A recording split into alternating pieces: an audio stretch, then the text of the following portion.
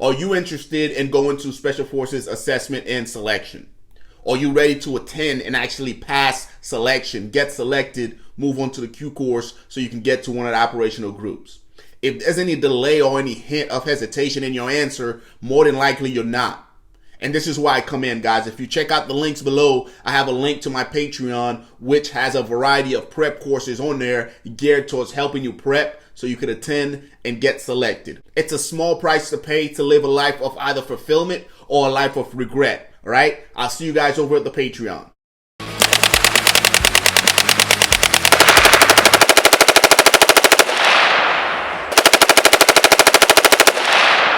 What's going on, guys? Welcome back to the channel. Hey, if this is your first time watching me, my name is Jay. I'm a retired Green Beret out of 3rd Special Forces Group. The intent behind this channel, guys, is to share my knowledge and wisdom with the next generation. So with all that said, if you haven't done so already, like and subscribe to help me reach that goal. Hey, I appreciate it. If you do any type of research, you'll notice that every selection process in the world, right? I'm talking about different countries that involve SOF has some type of land navigation course.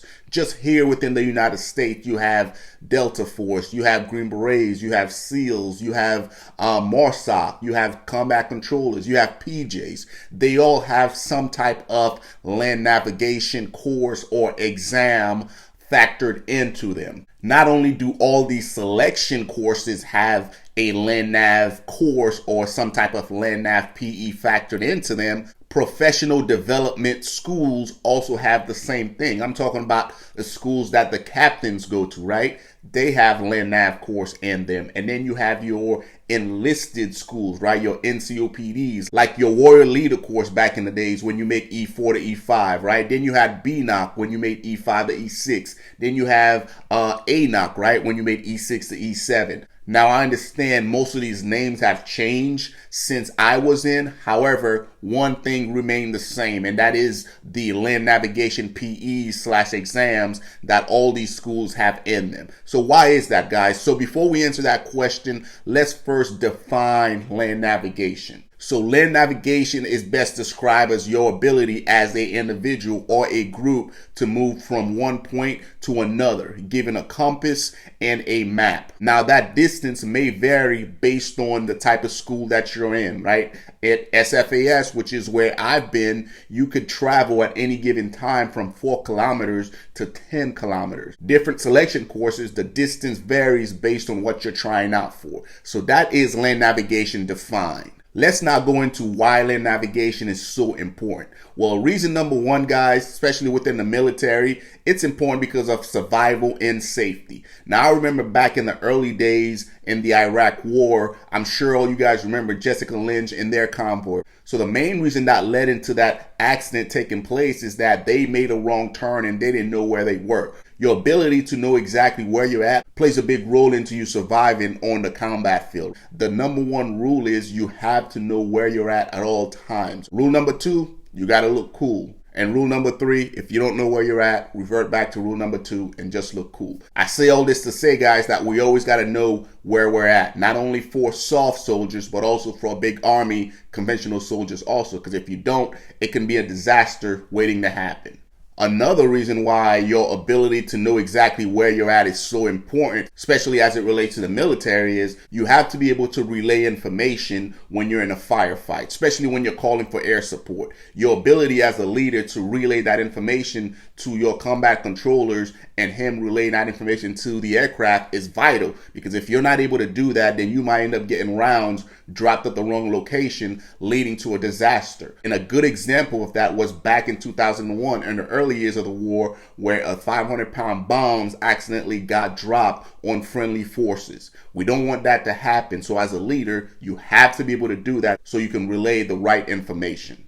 Another important reason why land navigation is so important is search and rescue. Could you imagine you're a PJ and you got to go down range and rescue somebody and you're not able to land navigate your way through that denied territory to get to the objective? How embarrassing is that, guys? So search and rescue is another big reason why land navigation is so important. This is just a few that I could think of. If you have additional ones that you want to share, leave them in the comment below, guys. I appreciate it. Now let's move right into why Special Forces assessment and selection, or all other selection processes, have land nav baked into them. Why is that?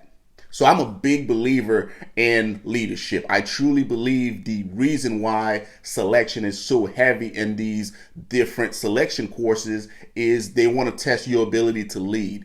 And their thought process is, if you can lead yourself, then you can lead others. And just think about it, right? You're in the field by yourself. You have a map and a compass and a couple of grids. And now you have to lead yourself from one point to another. If you can successfully do that, that checks off the blocks as something that they're looking for.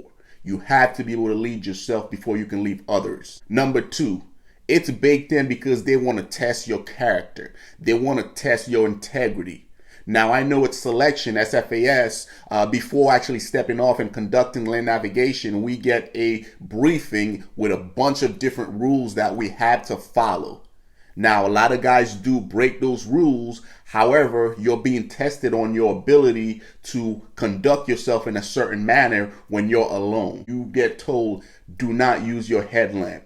You get told, do not speak to other candidates while you're on the course. You get told, hey, do not come within 50 meters of a road. They're testing all of those, and they're seeing if your integrity is intact and if you're going to do the right thing when you're by yourself in the woods. So another reason why I think that all of these selection courses have land navigation baked into them is they want to see if you are able to operate alone. Now, at SFAS, you will be by yourself when you're conducting your land navigation PEs, right? An entire week of you just being by yourself, walking around in the woods. Now, after each iteration, you'll come back, you'll get to hang out with your buddies and you'll talk. But for the main part, while you're navigating, you're by yourself.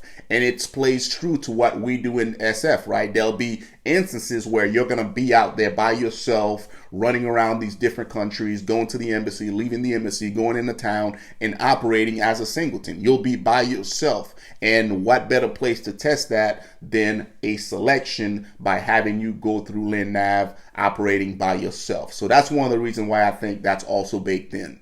Now in SF, we also have a saying that says we own the night, right? It's not just true for SF, but also MARSOC and all these other entities. And what better way to test your ability to operate at night than to throw you into a land nav course where you'll have to navigate at night, this time without NVGs.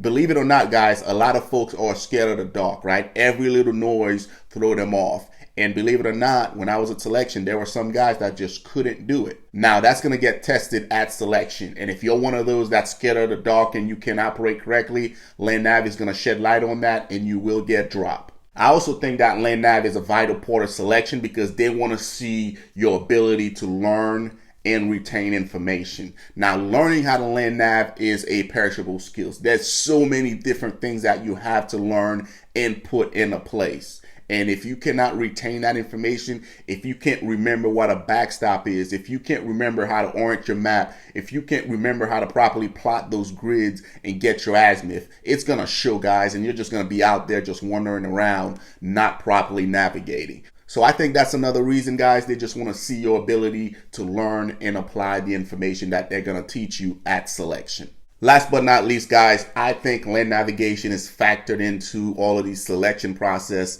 mainly because it just sucks, right? The Army has a way of taking everything fun and just taking the fun out of it. If you look at free fall, that's a prime example. It's supposed to be a fun activity, yet the Army takes it, throw 100-pound on you, and then have you do it, and it just sucks for days. Same thing with land nav, right? Orienteering, going hiking and walking around in the woods. That's supposed to be a fun activity. Leave it up to the military to make it suck. So those are my reasons, guys, as far as why I think that land navigation is incorporated into all these different selections. Eager to hear what you guys think. If there's a reason that I miss or you guys want to share, leave them in the comment section below, guys. Also, if you got any value out of this video, make sure you like and subscribe. Until next time, guys, I'll see you guys in the next video.